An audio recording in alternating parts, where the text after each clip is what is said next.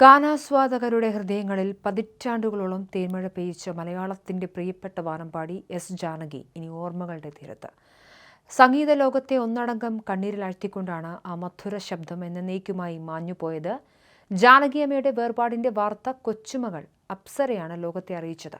5 മാസങ്ങൾക്ക് മുൻപ് തന്റെ ഏക മകനായ മുരളീകൃഷ്ണയെ നഷ്ടപ്പെട്ടതിന്റെ കടുത്ത വേദനയിലായിരുന്നു അവർ കഴിഞ്ഞുകൂടിയിരുന്നത്. മകന്റെ വിയോഗമേൽപ്പിച്ച ആഘാതത്തിൽ നിന്നും മാനസികമായി കരകയറാൻ ഈ കോകിലത്തിന് സാധിച്ചിരുന്നില്ല.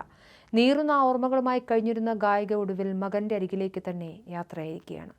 മുൻപ് മുരളീകൃഷ്ണയുടെ മരണവിവരം പ്രിയ ഗായിക കെ.എസ്. ചിത്രയായിരുന്നു സോഷ്യൽ മീഡിയയിലൂടെ പങ്കുവച്ചത്. മികച്ച ഒരു ഗിറ്റാറിസ്റ്റ് കൂടിയായിരുന്ന മുരളീകൃഷ്ണ ദീർഘകാലമായി ഗുരുതര ആരോഗ്യ പ്രശ്നങ്ങളെ തുടർന്ന് ചികിത്സയിലായിരുന്നു.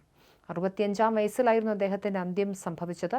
മകന്റെ വിയോഗത്തോടെ പൂർണ്ണമായും തളർന്നുപോയ ജാനകിയമ്മയ്ക്ക് അധികം നാൾ ആ വേർപാട് താങ്ങാൻ കഴിഞ്ഞില്ല.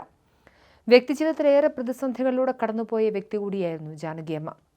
1988-ലായിരുന്നു വി രാമപ്രസാദുമായിട്ടുള്ളവരുടെ വിവാഹം. എന്നാൽ 1990-ൽ ഭർത്താവ് അകാലത്തിൽ അന്തരിച്ചതോടെ ജീവിതത്തിൽ വലിയൊരു ശൂന്യത അനുഭവപ്പെട്ടു.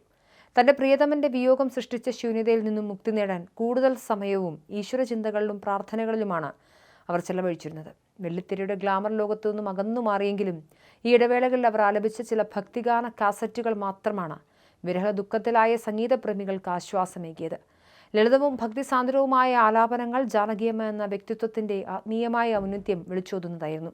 ആ ശബ്ദം കേൾക്കാൻ കൊതിച്ചിരുന്ന ദശലക്ഷക്കണക്കിന് ആരാധകർക്ക് ആ ഭക്തിഗാനങ്ങൾ ഒരു പുണ്യതീർത്ഥമായും മാറി. പിന്നീട് മകനായിരുന്നു അവരുടെ ലോകം. ഒടുവിൽ ആ മകനും കൈവിട്ടുപോയതോടെ അവർ പൂർണ്ണമായും ഏകാന്തതയിലേക്ക് വഴിമാറി.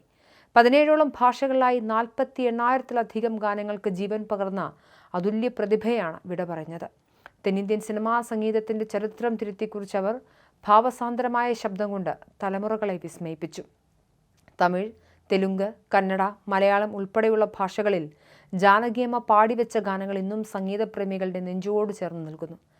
2017-ൽ പുറത്തിറങ്ങിയ ഒരു ചിത്രത്തിൽ നവാഗതനായ മിഥുനീശ്വറിന് വേണ്ടി ആലപിച്ച ഗാനത്തോടെയാണ് അവർ ഔദ്യോഗികമായി പിന്നണി ഗാന രംഗത്തോട് വിട പറഞ്ഞത്. കരിയറിലെ തന്റെ അവസാന ഗാനം റെക്കോർഡ് ചെയ്ത ശേഷം മൈസൂരുവിൽ വെച്ച് വിപുലമായ രീതിയിൽ ഒരു വിരാമ സംഗീത നിശയും അവർ സംഘടിപ്പിച്ചു. സംഗീതവേദിയിൽ നിന്നുള്ള പടിയിറക്കം ആരാധകർക്ക് വലിയ സങ്കടമാണ് ഉണ്ടാക്കിയത്. 60 വർഷത്തോളം നീണ്ട സംഗീത സബരിക്ക് ശേഷമായിരുന്നു അവർ വിശ്രമ ജീവിതത്തിലേക്ക് മാറിയത്. കേന്ദ്ര സർക്കാരിന്റെ പത്മഭൂഷൺ ഉൾപ്പെടെയുള്ള നിരവധി ദേശീയ സംസ്ഥാന പുരസ്കാരങ്ങൾ ഈ ഗായികയെ തേടിയെത്തിയിട്ടുണ്ട്. പുരസ്കാരങ്ങളെക്കാൾ ഉപരിയായി ജനകോടികളുടെ മനസ്സിലെ അനശ്വര സിംഹാസനമാണ് അവർ കീഴടക്കിയത്. കുഞ്ഞുങ്ങൾക്ക് വേണ്ടിയുള്ള താരാട്ടുപാട്ടുകൾ മുതൽ വിരഹത്തിന്റെ നൊമ്പരമുണർത്തുന്ന ഗാനങ്ങൾ വരെ ആ ശബ്ദത്തിൽ സുരക്ഷിതമായിരുന്നു. ജാനകിയമ്മയുടെ നിര്യാണത്തോടെ ഇന്ത്യൻ സംഗീത ലോകത്തെ ഏറ്റവും തിളക്കമാർന്ന ഒരു അധ്യായത്തിന് തിരശ്ശീല വീഴുന്നു. സംഗീത പ്രതിഭകളുടെയും ആരാധകരുടെയും വലിയൊരു നിര തന്നെ പ്രിയ ഗായികയ്ക്ക് ആദരാഞ്ജലികൾ അർപ്പിച്ചുകൊണ്ട് രംഗത്തെത്തുന്നുണ്ട്. ഭൗതിക ശരീരം ഇല്ലാതായാലും ആ അലൗകിക ശബ്ദം മലയാളികളുടെ കാതുകളിൽ എന്നെന്നും ജീവിക്കുമെന്നതിൽ സംശയമില്ല.